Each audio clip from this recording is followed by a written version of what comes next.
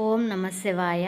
సోమవారం రోజు శివునికి ఎంతో ప్రీతికరమైన వారం కాబట్టి ఆ రోజు కొబ్బరికాయతో దీపం గనక వెలిగిస్తే మన జీవితంలో గొప్ప స్థాయికి ఎదగటమే కాకుండా విపరీతమైన ధనయోగం కూడా కలుగుతుంది. ఆ దీపం ఎలా వెలిగించాలి అనేది ఈ వీడియోలో చూద్దాము. సకల సంపదలను చేకూర్చే దీపమే నారికేళ దీపము. కొబ్బరికాయతో వెలిగించే దీపమే నారికేళ దీపం. నారికేళ దీపం వెలిగించటం వలన ఎన్నో శుభ ఫలితాలను పొందవచ్చు. జీవితంలో ఒక్కసారైనా సరే కొబ్బరికాయతో ఖచ్చితంగా దీపం వెలిగించాలని మన పురాణాలు చెబుతున్నాయి. మీ ఇంటికి ఎలాంటి కష్టాలు ఉన్నా సరే మీ కష్టాలన్నింటినీ గట్టెక్కించే ఏకైక దీపం నారికేళ దీపం. కుటుంబ సమస్యలు, అనారోగ్య సమస్యలు, ఆర్థిక ఇబ్బందులు, అప్పుల బాధలు, ఇలా ఎలాంటి సమస్యలకైనా సరే ఒక్కసారి ఈ నారికేళ దీపాన్ని వెలిగించి చూడండి. ఆ పరమేశ్వరుని అనుగ్రహం వల్ల ఖచ్చితంగా కష్టాలన్నీ తీరిపోతాయి. నారికేళ దీపాన్ని ఎలా వెలిగించాలి, ఏ రోజున వెలిగించాలి, పాటించాల్సిన నియమాలు ఏమిటి అనే విషయాల గురించి ఈ వీడియోలో తెలుసుకుందాం. దేవతలకే దేవుడైన ఆ పరమేశ్వరుని 3 కన్నులు ఉంటాయి. అలాగే కొబ్బరికాయకు కూడా 3 కళ్ళు ఉంటాయి. కాబట్టి ఆ పరమేశ్వరునికి అలాగే కొబ్బరికాయకి చాలా అనుబంధం ఉంటుంది. కొబ్బరికాయలో త్రిమూర్తులు నివసిస్తారట. సంపదలకు దేవత అయిన లక్ష్మీదేవి కూడా కొబ్బరికాయ అంటే చాలా ఇష్టం.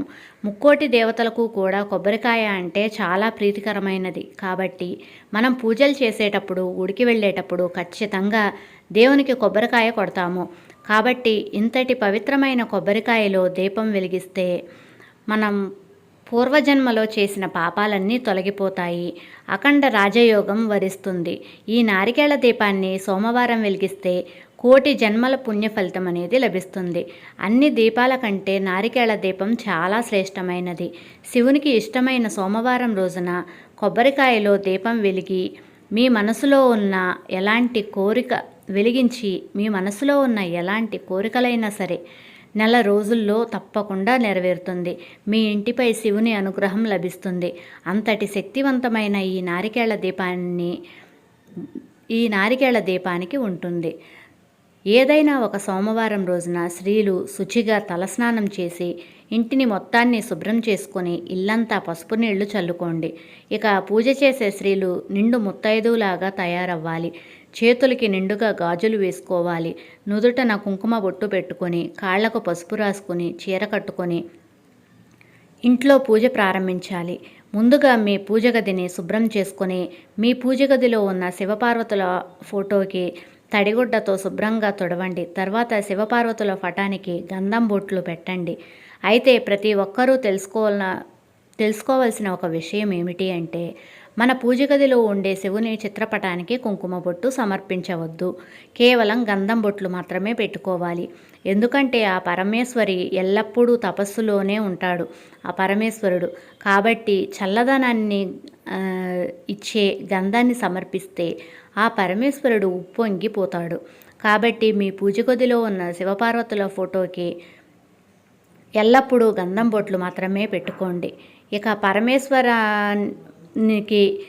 పరమేశ్వరునికి ఇష్టమైన పూలతో శివపార్వతులను నిండుగా అలంకరించండి. బిల్వపత్రం అంటే శివునికి చాలా ఇష్టం. కాబట్టి నారికేళ దీపాన్ని వెలిగించి ఆ రోజున శివునికి ఇష్టమైన పత్రాలను అలాగే పూలను సమర్పించటం వల్ల మీరు చేసే పూజకు రెట్టింపు పుణ్య ఫలితం లభిస్తుంది.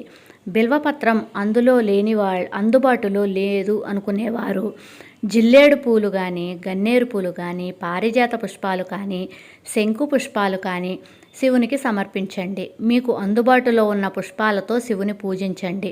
వ్యాపారాలు చేసేవాళ్ళు గన్నేరు పూలతో గనక శివుణ్ణి పూజిస్తే మీ వ్యాపారాభివృద్ధి అనేది జరుగుతుంది. శంకు పుష్పంతో శివుని పూజిస్తే ఆర్థిక సమస్యలన్నీ తొలగిపోతాయి. మీ ఇంటికి విపరీతమైన సంపద చేకూరుతుంది. జిల్లేడు పూలతో గనక శివుని పూజిస్తే 7 తరాల ఐశ్వర్యం ప్రాప్తిస్తుంది. వెలగపండును శివునికి సమర్పిస్తే పుత్ర సంతానం వరిస్తుంది. ఈ విధంగా వివిధ రకాల పూలతో శివపార్వతుల పటాన్ని నిండుగా అలంకరించుకోండి. శివుని పటం ఎదురుగా అష్టదళ పద్మం ముగ్గు వేయండి. ముగ్గు మీద పసుపు కుంకుమలు వేసి ముగ్గు పైన ఒక ప్లేటు కానీ ఒక విస్తరాకు కానీ పెట్టుకోండి. స్టీలు ప్లేటు మాత్రం అస్సలు ఉపయోగించవద్దు. ఈ ప్లేటు పైన గంధంతో ఓం అని రాయండి. తర్వాత ఆ ప్లేటు పైన 3 గుప్పెళ్ళు బియ్యం పోసి కొబ్బరి చిప్పను పెట్టి దీపం వెలిగించాలి. కాబట్టి ముందుగా ఒక మంచి కొబ్బరికాయను తీసుకుని కొబ్బరికాయ మీద ఉన్న పీచుని తీసి శివునికి నమస్కారం చేసుకుని పీచుని తీసిన కొబ్బరికాయని పగలకొట్టండి. కొబ్బరికాయలో ఉన్న నీటిని ఒక గ్లాసులో పోసుకుని పక్కన పెట్టండి. మీరు కొట్టే కొబ్బరికాయ 2 చెక్కలుగా పగలాలి. 3 కళ్ళున్న కొబ్బరి చిప్పను తీసుకుని పీచు మొత్తం తీసేసి ప్లేట్లో ఉన్న బియ్యం మీద పెట్టి శివునికి నమస్కారం చెయ్యండి. ఈ కొబ్బరి చిప్పకి కుంకుమ బొట్లు పెట్టి ఈ కొబ్బరి చిప్పలో నువ్వుల నూనె కానీ కొబ్బరి నూనె కానీ ఆవు నెయ్యిని కానీ పోసుకోండి. నువ్వుల నూనెతో దీపం గనక వెలిగించినట్లయితే కుజదోషాలు, రాహుకేతు దోషాలు, అష్టమ శని దోషాలు, ఇలా మీ జాతకంలో ఉన్న దోషాలన్నీ తొలగిపోతాయి. కొబ్బరి నూనెతో గనక దీపం వెలిగిస్తే డబ్బు సమస్యలు, అప్పుల సమస్యలు తీరిపోతాయి. ఇక అన్నింటికన్నా శ్రేష్టమైన ఆవు నెయ్యితో గనక దీపం వెలిగిస్తే చాలా మంచిది. ఆవు నేతితో దీపం వెలిగించటం వలన ముక్కోటి దేవతలు సంతృప్తి చెందుతారు. ఈ విధంగా మీకు అందుబాటులో ఉండే నూనెను కొబ్బరి చిప్పలో పోసి 3 జ్యోతులను వెలిగించాలి. 2 ఒత్తులను కలిపి ఒక ఒత్తిగా చేసి 3 జ్యోతులను వెలిగించాలి. ఇలా మొత్తం 6 ఒత్తులతో 3 జ్యోతులు వెలిగించాలి. అర్థమైంది అనుకుంటున్నాను. ఈ దీపం వెలిగించగానే ముక్కోటి దేవతలందరూ ప్రత్యక్షమవుతారట. కాబట్టి ఈ నారికేళ దీపానికి నమస్కారం చేసుకుని మీకున్న కష్టాలన్నీ త్వరగా తీరిపోవాలి అని ఆ పరమేశ్వరుని చెప్పుకుంటూ నమస్కారం చేయండి. అలాగే ఈ నారికేళ దీపానికి పూలు అలాగే అక్షింతలతో పూజ చేయండి. కొబ్బరికాయను పగలగొట్టినప్పుడు కొబ్బరి నీళ్లు వస్తాయి కదా, ఆ కొబ్బరి నీటిని పూజలో వేరే ఇంకొక కొబ్బరి చిప్పను పూజలో నైవేద్యంగా పెట్టుకోవచ్చు. అలాగే మీరు కొబ్బరికాయ పగలగొట్టినప్పుడు 2వ చిప్ప నైవేద్యంగా పెట్టుకోవచ్చు. ప్రత్యేకంగా ఇంకో నైవేద్యం ఏమీ చేయనవసరం లేదు. మీ వీలును బట్టి చేస్తే చేసుకోవచ్చు. ఆ చిప్పలో ఉన్న కొబ్బరిని చిన్న ముక్కలుగా కోసి అందులో కొంచెం పంచదార వేసి శివయ్యకు నైవేద్యం పెట్టి ఒక నమస్కారం చేసుకోండి. చివరిగా నారికేళ దీపానికి హారతిచ్చి శివయ్యకు నమస్కారం చేసుకొని 3 ప్రదక్షిణలు చేసి మీ పూజను ముగించవచ్చు. ఇలా గనక చేసినట్లయితే మీకు ఎంతటి కష్టమైనా సరే ఇన్ని సోమవారాలు చేసుకుంటాను అని సంకల్పం చేసుకునైనా చేసుకోవచ్చు. లేదు అంటే ఒక్క సోమవారమైనా చేసి చూడండి. మీలో మార్పు, మీ జీవితంలో వచ్చే మార్పును మీరే గమనిస్తారు. మీకు గనక ఈ వీడియో నచ్చినట్లయితే ప్లీజ్ లైక్ చేయండి. మీ ఫ్రెండ్స్కి ఈ ఇన్ఫర్మేషన్ని షేర్ చేయండి. నా ఛానల్ని ఫస్ట్ టైం కనుక చూస్తున్నట్లయితే please subscribe my channel. Thank you for watching.